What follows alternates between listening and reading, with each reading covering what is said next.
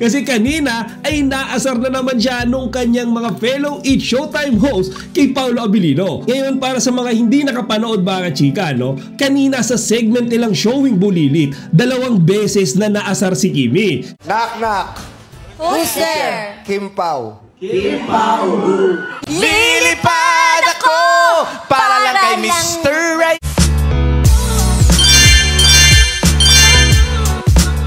Magandang araw mga chika, Rigel po ulit ang inyong chika patron. Bago tayo magsimula mga chika, inaanyahan ko muna kayong mag-subscribe dito sa ating munting channel para palagi kayong updated sa mga latest at nagtitrending na mga showbiz balita. Today is Tuesday and another Kim Chiu update na naman ang ihahain ko sa inyo mga chika. Alam niyo naman, basta Kim Pao na balita yan yung showbiz update na hindi ako nagsasawang gawin. Kasi good vibes lang tayo dito mga chika. Chill lang tayo, walang toxicity, basta positive lang, lalo na pagkatungkol sa Kim Pao. So ngayong araw mga chika, again ay nanood ulit ako ng It's Showtime. And as you are all aware of, si Kimi lang yung lagi kong inaabangan dyan mga chika. And sulit na sulit naman yung pag-aabang ko mga chika. Kasi kanina ay naasar na naman siya nung kanyang mga fellow It's Showtime host kay Paolo Abilino. Ngayon, para sa mga hindi nakapanood mga chika, no, kanina sa segment nilang Showing Bulilit, 2 beses na naasar si Kimi. So unahin natin mga chika yung kay Jong Hilario. So mga chika, mayroong isang parte nung segment nila na iyon kung saan si Jong ay nag-knock na kay Kimi. So ayon kay Jong, out of nowhere yan mga chika, knock daw. Then ang sagot naman ni Kimi, who's there? Doon nga mga chika ay inalaya niya ang Kim Pao love team ng isang awitin. Panoorin nyo ito mga chika. Knock knock. Who's there? Kim Pao. Kim Pao. Kim Pao pa umaraw. Kim Pao pa umaraw. Kim Pao pa umaraw. Start ka, Kim. Bakit naman umaraw? Kasi na love song kasi. Love song. Ayan nga mga chika, ang lakas ng trip ni Jong. Mga Kim Pao pa umaraw.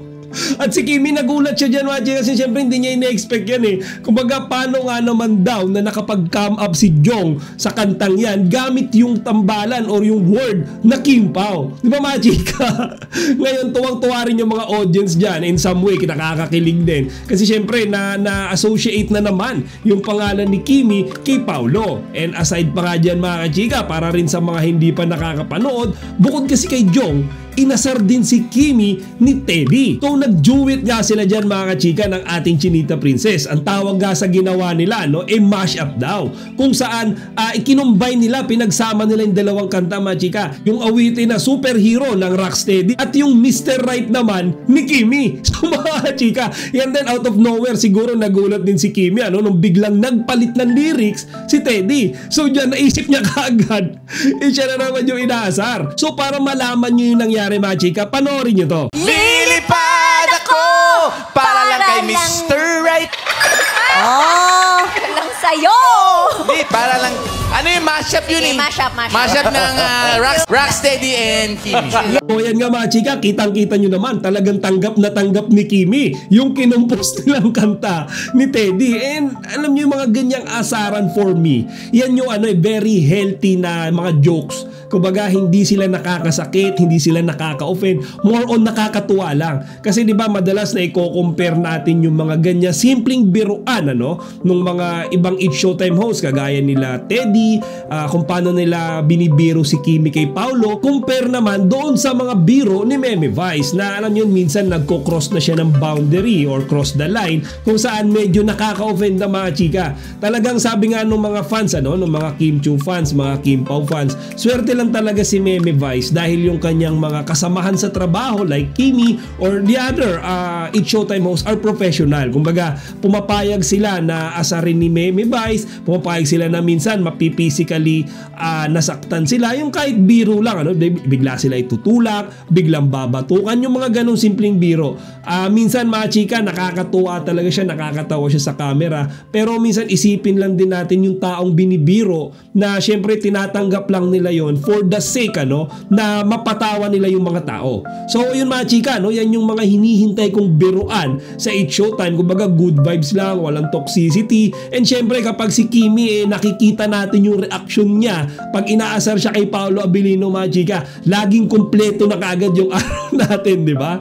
At yun nga mga chika, another update naman tayo, and this is about the third sneak peek video ng ginagawang pag-endorse ni Kimi sa Tanduay Ram. So mga chika, as we are all aware about, si Kimi ay nakuhang calendar girl ng isang brand ng alcohol dito sa Pilipinas, Tanduay Ram to be specific.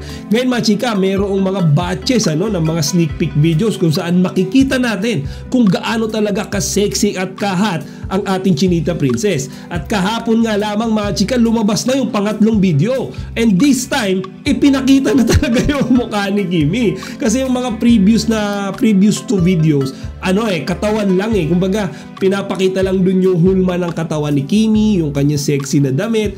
And this time mga chika, yung pangatlo, pinakita na yung portion nung kanyang mukha. Panoorin nyo to mga chika.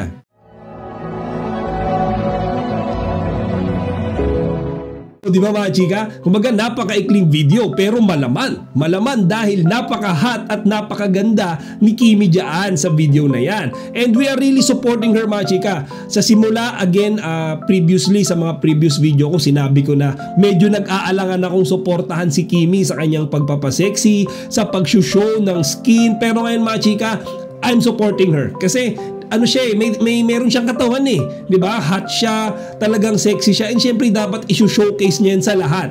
And yung mga ganyang klaseng calendar girl photos naman mga chika, hindi naman na bago sa atin yan, 'di ba? Yung ibang mga Star Magic na artists gumanap na dyan. Kumbaga nag-endorse na sila ng mga alcohol brand dito sa Pilipinas. Kaya I think it's about time for Kimi to explore that side or to explore that area as well. Kasi alam naman nating lahat na pagdating sa larangan ng pagandahan at pagpapasexy, talagang meron namang ibubuga ang ating Chinita Princess. So mga chika, yan lang muna for today's update. Si Papi Paolo medyo tahimik ngayon. Hindi ko alam kung focus ba siya ngayon sa mga shoot na ginagawa nila, kasi si Kimi nakakapasok sa It's Showtime So more likely na puro role or puro scene ni Paolo yung tinitake ngayon sa kanilang first ever movie. And of course, kapag mayroong bagong Kim Pao update ay agad ko kayong bibigyan mga chika. And before we end up this video mga chika, gusto ko lang din magpasalamat sa lahat ng mga sumusuporta at nanonood dito sa ating munting channel na Chika Patrol. Sobrang na-appreciate ko lalo na yung pagsuporta at pagko-comment ng ating mga senior citizens dyan. Thank you very much. Hindi man ako lagi nakaka-reply, gusto kong sabihin na mahal ko kayong lahat. Again, kung meron kayong opinion or gustong sabihin, please feel free to put in there in the comment section. Chika Patrol signing out.